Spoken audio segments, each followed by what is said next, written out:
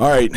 Well, closed out Timmins with a win, and great to see, Slauson and Mike and Rhett to be able to close out the home stretch with a win tonight, and really just stay in position to be in position, to fight for a championship at the end. So might be, I'm sure, y'all gonna have a bunch of questions about how clean it was and all that stuff at this time of year. Only thing that matters, we found a way to get a win, and I'm sure there's plenty that we can improve from. I'm sure there's plenty that we can get off the film and find ways to be cleaner. I felt like, a lot of the game, it was funny, the first half coming off of Sunday night, I felt like, man, great offensive game. Man, we struggled defensively. Well, then first half tonight, I felt like we're playing decent defense, and we just played bad offensively. We got 11 turnovers in the first half. 7 of those are in transition. And I didn't think we were working our offense to get good looks. I thought there was definitely some credit to them with their pressure. But, you look at it, we go through some of our main concepts at halftime, like how many possessions of this? 0. How many possessions of this? 0. How many possessions of this? 0. Okay, well, we're not moving the defense, And so while I thought our defense was improved, right, our offense struggled. Second half, we started really they were being really physical. They were pressuring us. They were really picking up the ball. And we decided just to open up the court and start driving it. And, fortunately it worked out. I think we made 22 free throws in that second half. And, we're 16-0 this year when we shoot more free throws than the opponent. And so that gives us another dimension, that aggression. And so, give them credit. Greg had them ready to play. I thought they played great. And, I thought they played with a lot of spirit. I thought they played really hard. They out-rebounded us by 5. And, but at the end of the day, fortunately, we found a way to win. And, 23 wins, credit to this group. They just said on the radio, I guess it's only happened 6 times in school history. And, 4 of those have been in the last 6 years. So, and then we did it again my last year as an assistant. So I guess 5 of the 6 times it has happened have been since 2016. So credit these guys, 23rd win, and, have a chance to go down there and play for a championship on Saturday. And we got to go do it on the road. And so we got to rest up tonight, and we got to get back at it tomorrow. And we got to get ready for what's going to be a great college basketball game.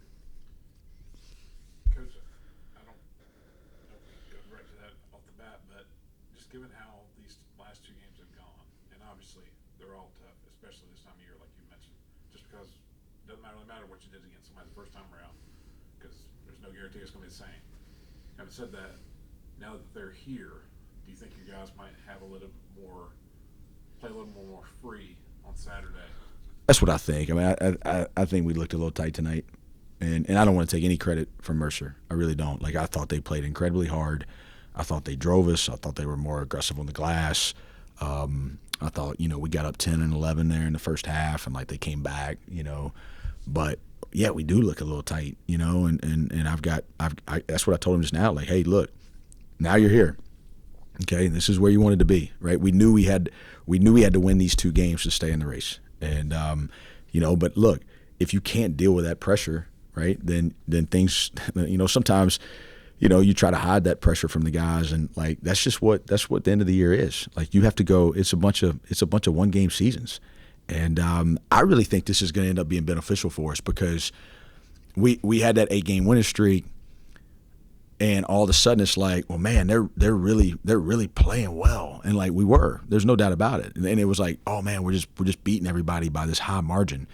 Well, not at first, right? At Chattanooga we're down in the second half. At Wofford we're down in the second half.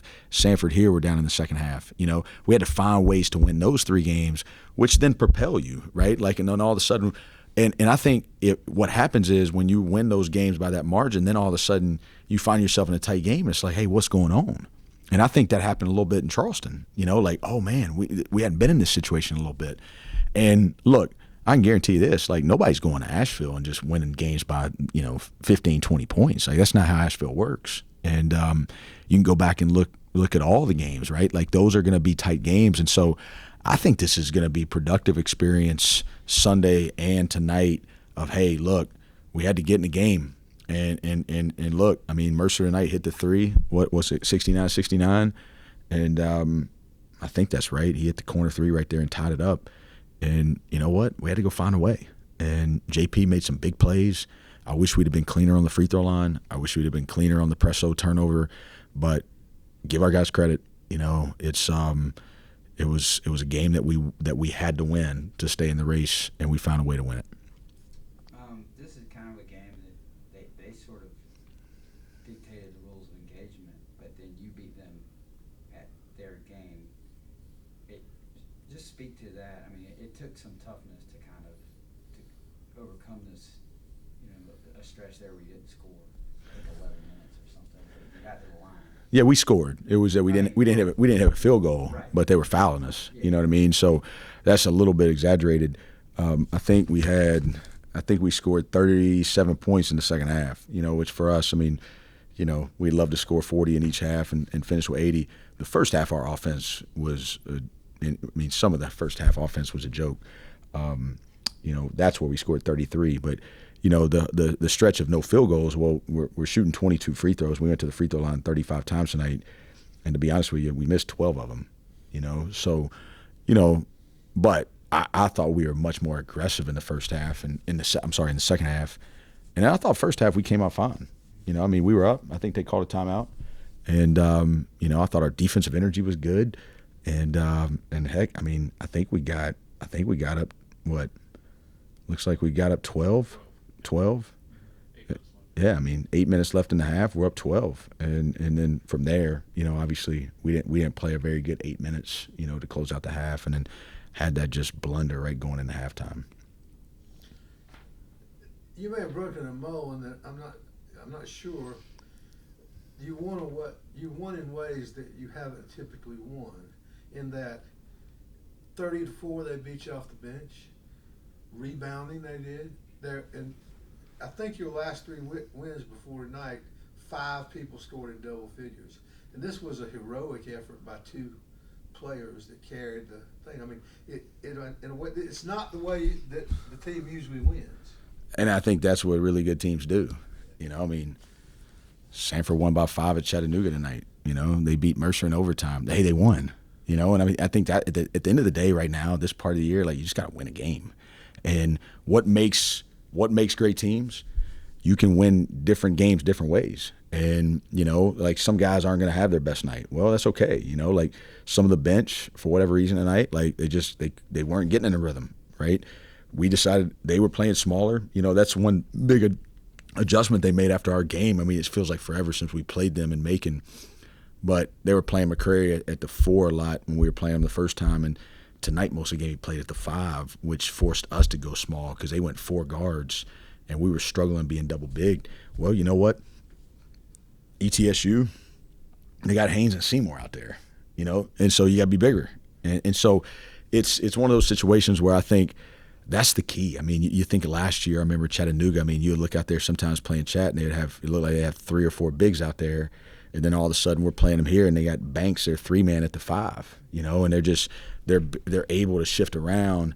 And I think that gives you the versatility to solve, hey, what are we struggling to guard? What do we need to do offensively? And tonight we had to go to some different things. We had to open up the floor, and, we had to space it. They were really pressuring our point guard. But, man, I tell you what, we started getting that ball to the basket, and we started putting that ball on the deck, and the 35 free throws were the difference in the game. Coach, I thought, you look at the first half, and you're coming off a game where you have 20 assists and 5 turnovers, and you had 11 turnovers first half. Well, the thing about when you've watched this team for as long as we have, there's no way Furman's going to make 11 turnovers second half, and you had 3. And for as much as y'all drove to the basket in the second half, to only have 3 turnovers, that really speaks to what a good job y'all did protecting the ball after halftime. We turned the ball over 25% of our possessions in the first half. Right. So 1 out of every 4 possessions, we just threw it to the other team. And you look at it, a lot of it was in transition. We turned the ball over 33% of the time tonight. We turned the ball over in transition, or 33% of our transition possessions. So 7 of our turnovers came in transition. That's not what we do. You know what I mean? And it's the old Woodenism, right? You want to play fast, but you don't want to play in a hurry. I thought we were in a hurry in transition that first half. It was like, hey, let me figure out a way if I can score, And I just when we choke it, when we play fast and run to see if we can get a quick advantage, see if we get one. Right in the first half, we got it over the top to G, scored right there. There's going to be those plays But if you don't, you have to have the discipline to now get to your next concept. And I thought that's where we really struggled. It was like we were just kind of forcing the ball a little bit. But you know what? Slaw played a tremendous game. I mean, I couldn't be more proud of him and just the way that he came out and played. I thought JP did some unbelievable things. And let me tell you something. Like, Mike had a big-time second half. You know, I really felt him. I felt like he made some big plays. And, you know, Ben Vanderwall came in and had to play a ton of minutes for us. And, you know, defensively, we saw it early. And then how about that charge? I mean, the charge was just a huge play in the game. And you know, Garrett, all those guys, Marcus made some good defensive plays. It's just, look, this is a fun team to be around. And they found ways to win games. You look at it all year. I mean, winning 23 games with a game left to go in the regular season is really hard to do. And, you know, I'm proud of these guys. We're always going to try to figure out ways to get better. But at the end of the day, we're going to sell it. It's hard to win, man. I mean, we've always said it. It's a lot easier to lose. Okay? It's a lot easier to lose. Winning is hard. And consistently winning is hard. And these guys, you look at it, I mean, 8 in a row, lost 1, 2 in a row. So they've won 10 out of their last 11 games. And they're going on the road with a chance to win a championship. Hey, that's what you want to be in, right? You want to be in games that matter late in the year, and that's where we are. And there's no other team I'd rather coach in this one. And can't wait to get to practice with them tomorrow. Mike, he hits his first three tonight and then doesn't shoot another one. Is there? Have you talked to him about that any, or just shooting more? Because I think, you know, his shot looks really good. When he goes to the line, it looks really good, but he only takes 6 shots. Yeah, you know, here's the thing. Have I talked to him? Yes. I talked to Mike a lot. I mean, I have total faith in Mike. But what's clear to me after 3 games, I mean, that's what I've told him. Like, hey, I mean, you got to shoot it. Like, you got to shoot the perimeter ball. Like, they're playing a half step off of you, right? They're not going up. They're not going for your shot fakes right now. They're trying to corral you around the basket. You're going to have to stretch this defense out. And, you know, that's why I was glad to see him take that one early, you know. And we put in a little handoff action right there in the middle to try to get him a look from 3. Look, when he shoots it from his base and he elevates, he's got a really, really pretty shot. And when he doesn't elevate and when he doesn't shoot it from his base and he shoots it with his arms, that's when you can see him push the ball a little bit. But when he trusts his process and he jumps up there and shoots it, like, that's what he's got to do, you know. And now, with saying that, this is now 3 games in a row where his volume's been restricted. And, you know, I'll never forget this. You just, as a coach, you're always framing your philosophy. But, you know, obviously I love to read. It's one of the few things that can slow my mind down a little bit. But I remember it's probably back 2007, 2008, and I was at Charleston Southern. And Barkley had let me call baseline out my second year with him. And then he let me call the offense my third year. And I read Urban's Way, and it was a book about Urban Meyer that it went through Bowling Green, it went through Utah, it went through how he turned Florida. And I'll never forget this. He was a wide receivers coach at Notre Dame, and I can't remember the wide receiver, Tony Black. I can't remember exactly what his name was, Tony Rice or something like that. And they lost the game, and the guy was in the locker room crying, and he said, "I just feel like I could have done more."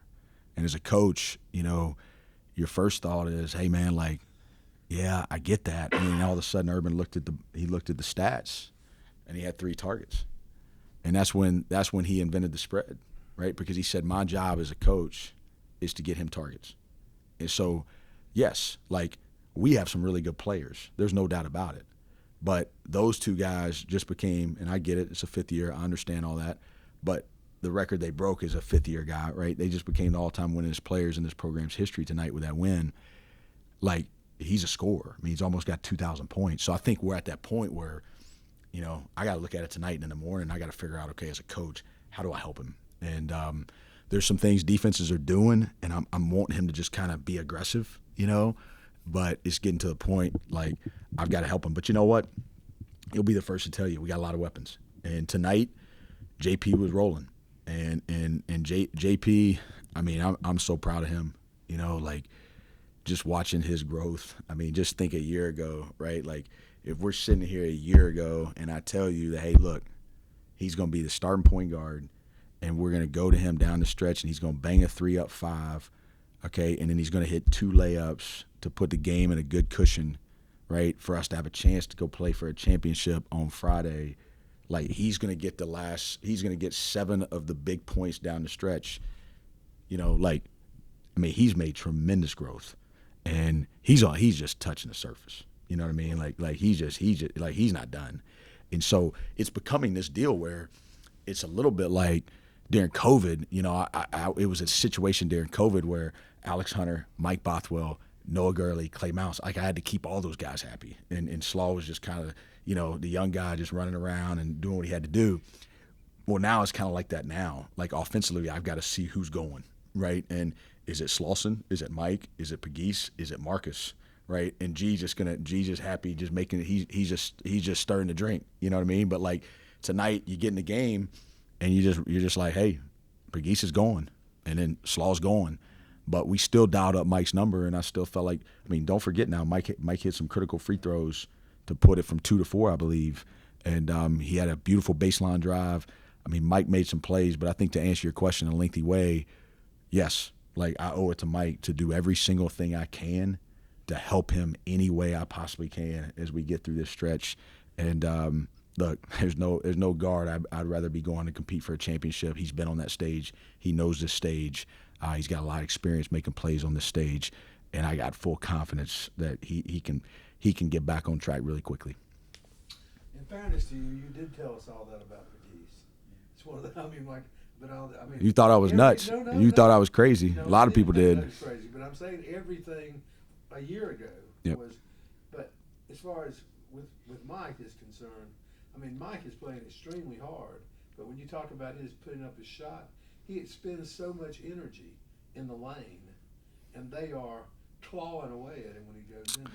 Yeah, they're collapsing hard on his drives, and look, that's going to create openings for others, and he's going to have. And they're pulling him off of him a little bit. They're going under some of his actions, and then they're just flowing multiple guys at him, and so again, we got to figure out how to space it and how to open it up for him, but they got it. Some of those shots he might lose. There's no doubt, and that's why I was glad to see him shoot that one early. He shot that one early. It came off clean, looked good. I was watching him shoot yesterday for a while. It looked great. And, look, this team has a lot of weapons. And, it's just fun to get out there and see which one's going. But I know this. There's not going to be a guy more excited to get to the next game. That whole locker room is going to be excited. And, this is what those guys came back for, to play with opportunities, and that's what they're going to get. They're going to get an opportunity to play for a regular season championship, and then they're going to go to a tournament, and they're going to have a chance to play for a tournament championship. And it's one of those deals where, again, he plays 33 minutes, and he had a few turnovers I think are a little bit uncharacteristic, but again, 4 for 4 from the free throw line, and I think if I remember correctly, they were all critical, and he'll be ready to go.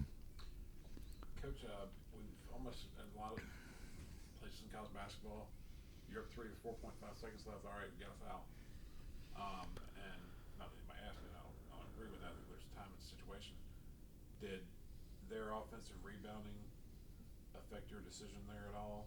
The fact they had 14 offensive rebounds, it looked like y'all were just going to guard the perimeter, let them have the layup they took? Or? Yeah, so there were two big situational plays tonight. One being that here's the deal with foul, no foul. Okay. I've watched 2 games this month that the team that's fouled lost. Florida State in Tallahassee fouled Clemson. Clemson wins the game, okay? And there was another one. I'm drawing a blank on it because I was giving Coach Groh a hard time. Coach Groh on our staff's a big foul guy. He's a big foul up 3 guy. I'm not. And the data, the analytics, people have studied it forever. And the reason why it's still a good conversation, there's just nothing conclusive on it. Do what you practice, okay? I believe there's not necessarily an absolute yes or no. I think you got to know your team and you got to know context of the game.